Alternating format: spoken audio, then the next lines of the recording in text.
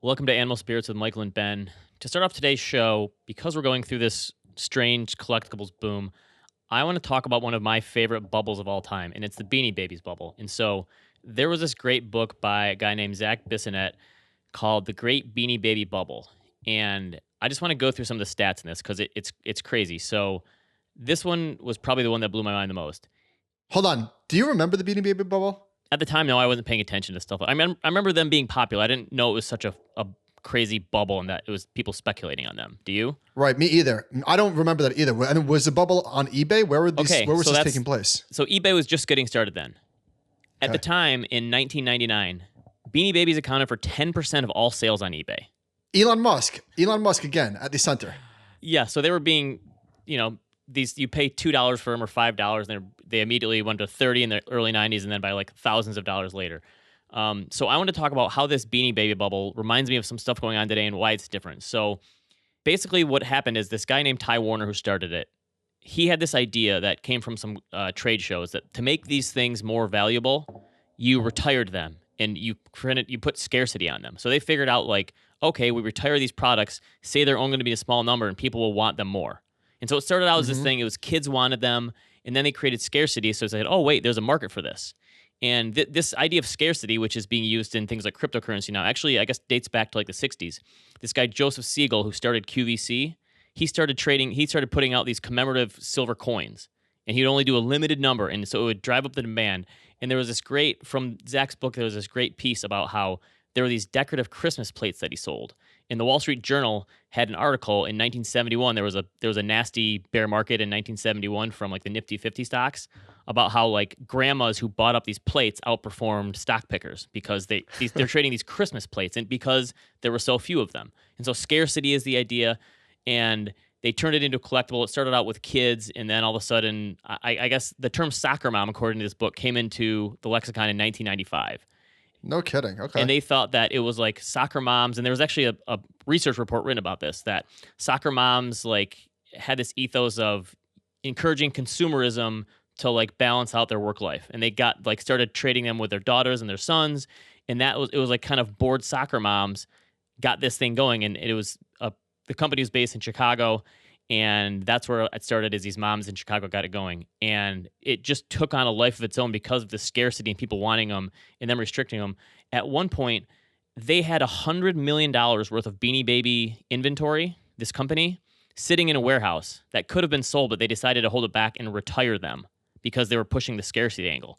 And it pushed it up and it pushed it up. And they said once they started having auctions and eBay came into this auction, they said that all these professors have writing for decades about this tendency of people to overpay at auctions, and that effect is most found in novices because they see an auction and it almost creates a new price for it.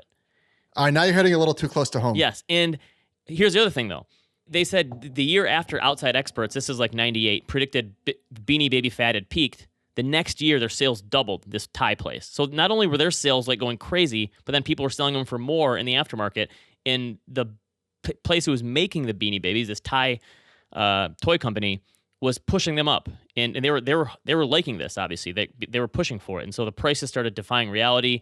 And it was What sort of prices are we talking about here? thousands of dollars for a $5 Beanie Baby. People were becoming millionaires. They're talking about people paying for weddings, vacations, all from selling Beanie Babies. And these people, the craziest one to me was this is before books like self-published books really hit the market. Like there wasn't a self-published book back then, but there was one called the Beanie Baby Handbook, sold more than 1 million copies in its first year, and it was a mainstay on the New York Times bestseller, and it was a self-published book.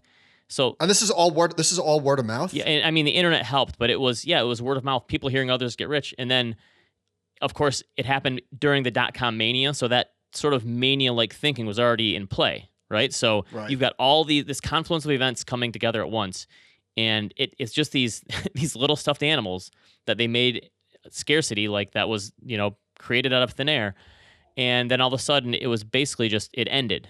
There was no, I mean, it ended in 1999, which is actually before the dot-com bubble, but it was just there was so much demand, and there was only once the casual collectors couldn't like get this quick price appreciation because it just stopped. There was no more people to come in. The momentum dried up, and then it fell. And then, of course, whatever 99.9% of them dropped below the prices that they were selling for, and it went away.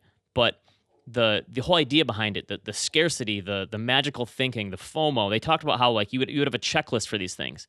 And the people who became collectors, they're talking about how it started out as like kids who would wait at Toys R Us to get these and be all excited, and then the next thing you know, 2 months later, it's all these like 45-year-old single men who live in their mom's basements waiting in line for these things, and it like sucked the joy out of it. But it became just this thing where you just traded these around, and there's a lot of that going on in the collectibles boom today. Like it's going crazy. So someone sent us this email. This is from a listener named Grady.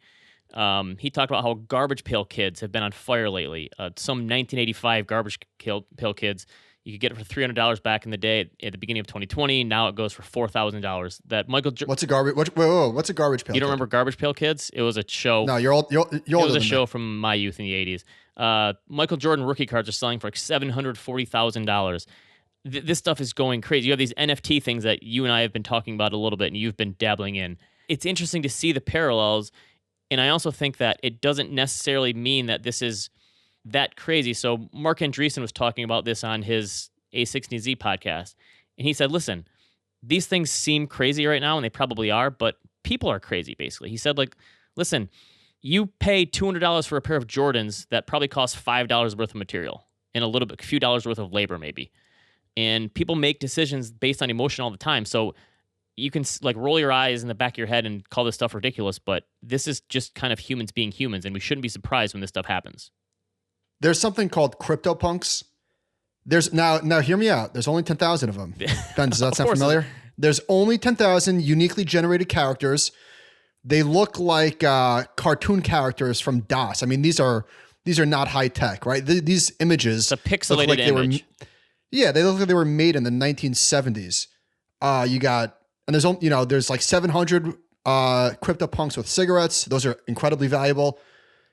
Anyway, there's 10,000 of them. They're making the scarcity argument. It sure seems like there's an abundance of scarcity these days, but the lowest one currently for sale is, I think, around $40,000. And by the way, these are not fractional shares. Like, people are buying the whole thing. The highest one is $2 million.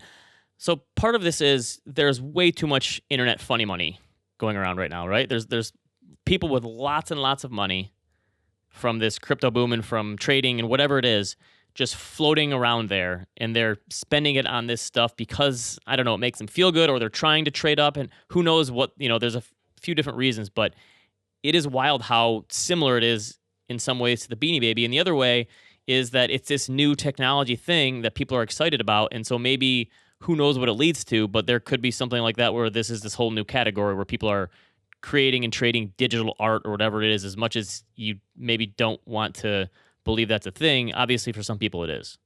All right. So I feel like Packy McCormick is on like the same schedule as us. I feel like every week he's writing. I know it's not just for me, but it feels like everything that I'm interested in, he's writing about. So again, he did it again.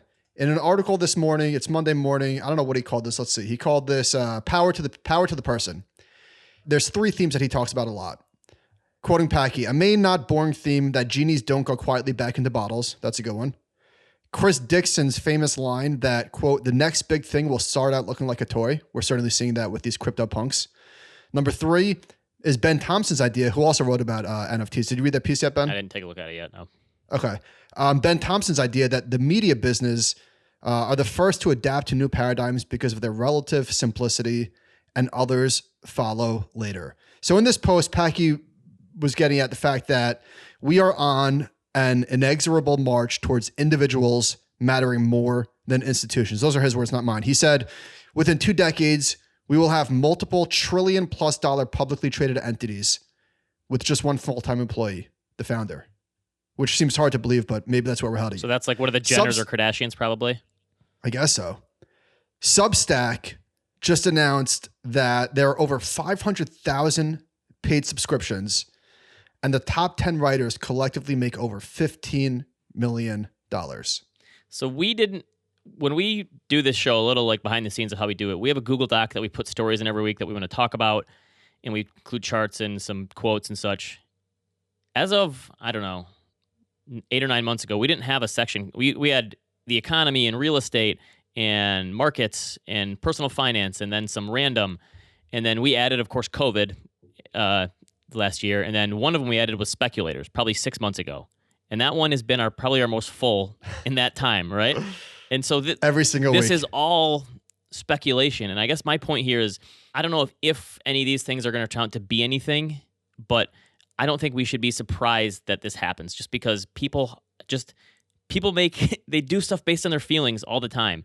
And I think now more so than ever, especially when people are bored and there's nothing else to do, if it gives them a sense of some sort of joy, I guess it makes sense in that sense, even though it shouldn't make sense that someone can just make something like that and then it just goes crazy. But to the other line of thinking, let's just talk about what these things are. These are called non-fungible tokens, NFTs for short. You're going to be hearing a lot about them. They do have some utility. So this is from a primer from CoinDesk. They said for artists, being able to sell artwork in digital form directly to a global audience of buyers without using an auction house or gallery allows them to keep a significantly greater portion of the profits they make from sales. Royalties can also be programmed into digital artwork so that the creator receives a percentage of sale profits each time their artwork is sold to a new owner. So I'm reading that. I'm like, oh, wow, that's really, really cool. Like, okay, that makes sense to me. And then the next paragraph, this made me laugh. William Shatner, did you read this? Yes. William Shatner, best known as Captain Kirk from Star Trek, ventured into digital collectibles in 2020 and issued 90,000 digital cards on the Wax blockchain, showcasing various images of himself. Each card was initially sold for $1 and provides Shatner with passive royalty income every time one is resold. Okay, so I don't think Bill Shatner needs the passive income, but for artists, I think this is a pretty cool thing. So the hottest non-fungible token these days are what's called NBA Top Shots. And I think we spoke about this, I don't know, in past episodes. And I got to be honest, I'm involved and it's a lot of fun. And it's completely ridiculous, but there's also something there. I just think it's hilarious that you didn't become a day trader through this whole thing. You became a guy who's selling gifts of NBA players, buying and selling. Again, it's ridiculous, yet but it makes sense. So here's the question though. You talk about like art. So this is from the Bitcoin or the Beanie Babies book. Sorry, that was a Freudian slip there. So someone said like in the late 90s, prices were going bananas. And this person said, if this hobby continues to grow, as we believe it will, 10 years from now, even today's shocking high prices may seem low. After all, people were shocked when Picasso's painting surpassed the $1 million mark. Recently, one sold for $25 million. So you always have this art in some of these things that have made it to compare yourself to, or gold, I guess, and for some people.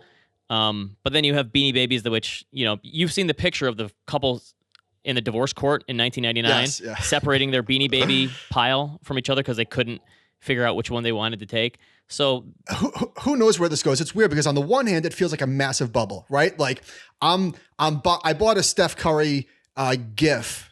They're called moments. I bought a Steph Curry moment on Saturday for $500, and I sold it on Sunday, less than 12 hours later for $800. And they're going so quickly. And on the one hand, some of the prices feel completely detached from anything resembling any sort of reality. So it feels like a bubble, but it also feels like these things were made up. But it also that's like everything. But it also feels like it's not even day one. I mean, so CJ McCollum tweeted like, "What's going on?" I watched a video of Josh Hart opening packs, and it is so much fun. You get a pack. There was 5,000 packs that came out on Saturday. I actually got one. There was like 50,000 people waiting. I was number 1,100. I was so psyched, and when I went to purchase it, the site kicked me out. I was so angry, but that's neither here nor there. The point is, there is a ton of How interest old are you here, again? How old are you? I was 35. Just checking. You're not 12. Dude. I'm just saying. This is something I would have done when I was 12. Well, I'm just saying, this is, there's adrenaline, tons of adrenaline. There's no rational thing. But to your point earlier about the auction, you see other people's prices and what they're listed for. So I am completely, when I'm inside of this website, I am completely detached from reality. Like I said, I bought a Stephen Curry GIF, a moment. I bought it for $500. That doesn't make any sense at all. So I want to smack myself in the face. But right now, this is all a greater fool theory. I'm not confident that this is like the next thing, that prices will be higher in 3 years, but I'm pretty confident that prices are going to be higher in the next 3 days. Now, where does this end? When does the music stop? Well, it probably ends with me like holding the bag on a $50,000 Zion Williamson GIF but that is worthless. The counter to Packy's point about this being all individuals and branding is the NBA started this, and the NBA and the venture capitalists are behind it, and the NBA players are the ones who invested in it. So this is still corporate you can't tell me corporations are just going to let people walk in and create all their value on their own. That's well, there's a revenue share. I don't know how it works. I mean, I don't think the details are disclosed. But getting back to your point, what's all happening here? This is, in my opinion, this is all one big trade. So in Packy's piece, he said there are more than 100,000 addresses that more than 100,000 people hold over $1 million worth of Bitcoin. More than 9,500 people hold more than $10 million. And so this thing is built on top of the Ethereum blockchain. And you could pay for it with Ethereum, you could pay for it with Bitcoin. So these are like chips at the table, right? It doesn't feel like real money. I would never set $500 down in cash. Yes, this is house money that people are playing with to buy these cyberpunk things or whatever. It feels like one big trade, and I've been talking about that a lot. Like, where's the money coming from? There's so much money sloshing around right now. If Bitcoin and Ethereum fall by 90%, this thing blows up. For like sure. Bitcoin and Ethereum are to this as the 10-year is to growth stocks. I didn't realize this. Real corporate bond yields, meaning after inflation, are now negative. In the U.S., IG real yields continue to grind further into negative territory. So after accounting for inflation, corporate bonds are now less than 0% on a real basis. Another one from Bloomberg. Yields on the top-rated junk bonds fell below 3% for the first time ever. Say that again, so the people are listening. So this is top-rated junk bonds, still junk, high yield, below 3% for the first time ever. Take the default rate on that, and then take inflation away. We're talking probably 0% real yield for that, plus a ton of volatility. You ever see The Wedding Singer? Yes. Remember her Julia Guglia's husband, Glenn Guglia?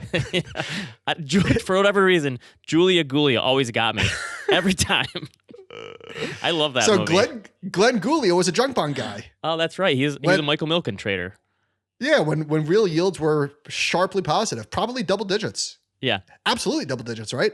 Anyway, here we are, 2021. You've got Beanie Babies on the blockchain and real negative interest rates. Now, we talk about this all the time. How intertwined are real rates to all of this? Because on the one hand, I really and truly don't think most people are weighing the 10-year versus a crypto pump, right? I just don't. I was going to invest in bonds, but now that they're negative, I'm going to buy an NBA GIF. Now, I guess where there is some merit here is like, what are real negative rates doing to Bitcoin and Ethereum? But I don't know if that's the same story, is it? Because again, simply put, I think that the Top Shot, the crypto stuff, that is a crypto story. But here's the thing with is Bitcoin a hedge against inflation, or do enough people think it's a hedge against inflation, and therefore in people's mind it is, and that's all that matters is the narrative and the story. Even if it really isn't a hedge against it, people think it is. Enough people do. What about gold? Do people no longer think gold is an inflation hedge? If we're thinking that inflation is going to pick up? I guess not.